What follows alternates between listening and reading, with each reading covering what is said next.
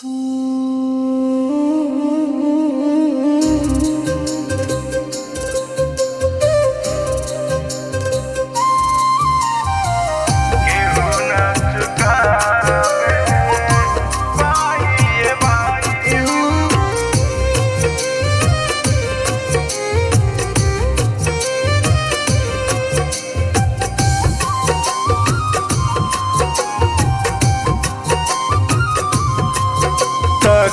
होई ये भाई चारों धाम पे जाई के, जब रखवाया अपन माई के दिलवा दुखाई के।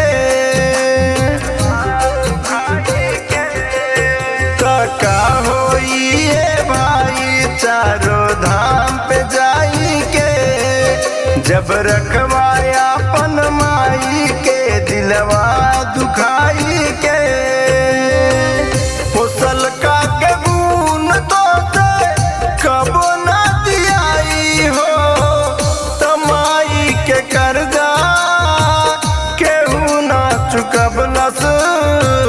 तमाई के कर्जा केहू ना चुकबलस, केहू ना चुकाबे पाई भाई हो, केहू ना चुकाबे पाई भाई हो।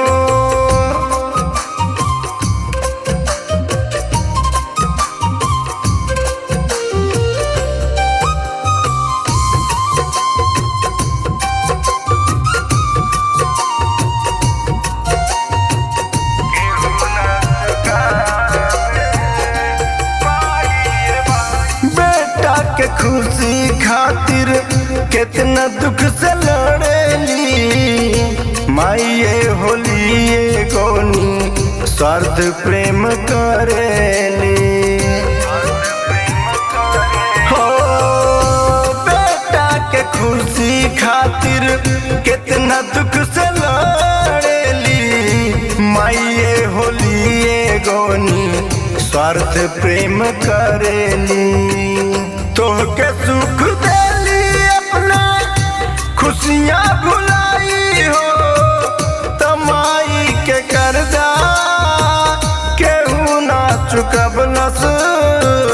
तमाई के कर्जा केहू ना चुकबलस, केहू ना चुकाबे पाई भाई हो, केहू ना चुकाबे पाई भाई हो।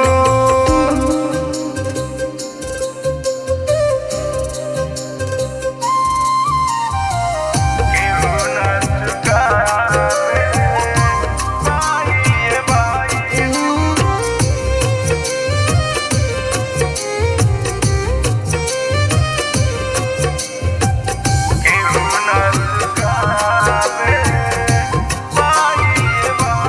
हो।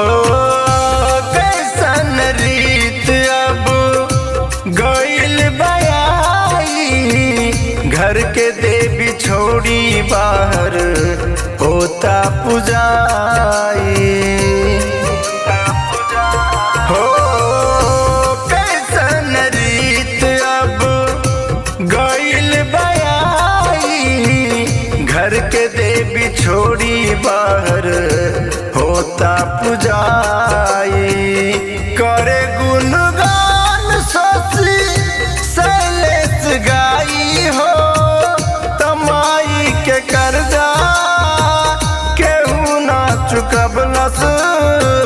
तमाई के कर्जा केहू ना चुकबलस, केहू ना चुकाबे पाई भाई हो, केहू ना चुकाबे